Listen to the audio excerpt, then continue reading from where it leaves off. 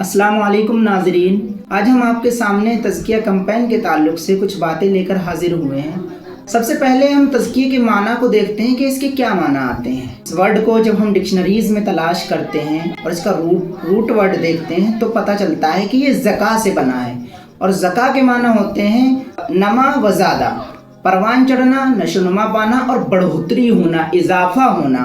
اسی طرح تزکیہ کے معنی آتے ہیں طہر قلبہ من الحقد، دل کو جو ہے کینے سے پاک کر دینا، دل کو کینہ کپٹ سے پاک کر دینا، برائیوں سے پاک کر دینا۔ دل جو جب برائیوں میں لت پت ہو جاتا ہے اور گناہوں میں ملوث ہو جاتا ہے تو تزکیہ سینیٹائز کا کام کرتا ہے، تزکیہ سینیٹائزر کا کام کرتا ہے، اور جو بھی گناہوں کے کیٹاڑو ہوتے ہیں، جو بھی وائرس ہوتے ہیں، ان کا صفایا کرتا ہے۔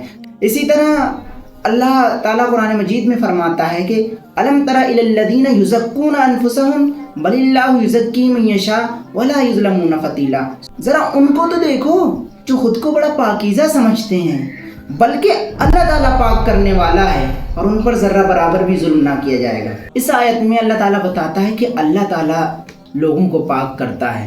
اللہ تعالیٰ لوگوں کے دلوں میں جو مس لیڈنگ تھاٹس آ گئے ہیں ان کو نکال کر کے اسلامک تھاٹس ڈالتا ہے، ان کی نفس کو اسلام کی طرف لے کر کے آتا ہے۔ اس آیت سے ہمیں یہ پتہ چلتا ہے۔ اسی طرح دوسری جگہ اللہ تعالیٰ فرماتا ہے کہ قد افلح من زکاہا وقد خاب من دساہا، کامیاب ہو گیا وہ شخص جس نے اپنا تزکیہ کر لیا، اور نامراد ہو گیا وہ شخص جس نے خود کو آلودہ کر لیا۔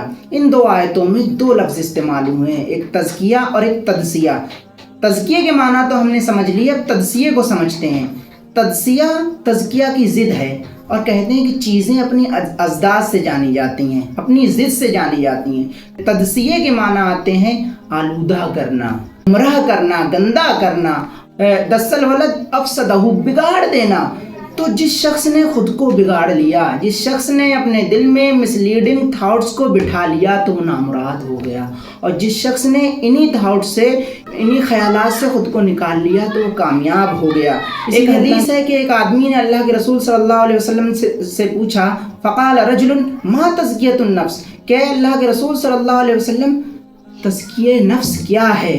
تو اللہ کے رسول صلی اللہ علیہ وسلم نے فرمایا ان یعلم ان اللہ عز وجل معہ حیث کان، کہ انسان یہ جان لے کہ وہ جہاں کہیں بھی ہے اللہ تعالیٰ اس کے ساتھ ہے۔ تو یہ جو کیفیت ہوتی ہے تنہائی کی، خلوت کی، جلوت کی، اگر وہ انسان یہ سمجھ رہا ہے کہ اللہ تعالیٰ میرے ساتھ ہے تو یہ یقین، یہ ایمان، یہ عقیدہ اس کو اس بات کی طرف لے کے آتا ہے کہ وہ اپنے اندر اچھے خیالات کو لے کر کے آئے، اپنے اندر اسلامک اسپرٹ کو لے کر کے آئے۔ اس طرح وہ خود کا تزکیہ کرتا رہے گا۔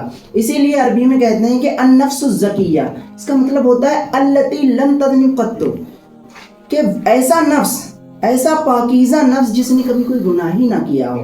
تو ہمیں اللہ تعالیٰ سے دعا کرتے رہنا چاہیے کہ اللہ تعالیٰ ہمیں اپنا تزکیہ کرنے کی توفیق دے، اللہ تعالیٰ ہمیں آلودہ خیالات سے بچائے اور ہمیں اچھے کام کرنے کی توفیق دے، اچھے خیالات لانے کی توفیق دے۔ اللہ تعالیٰ سے دعا ہے کہ ہمیں کہنے اور سننے سے زیادہ عمل کی توفیق دے۔ آمین۔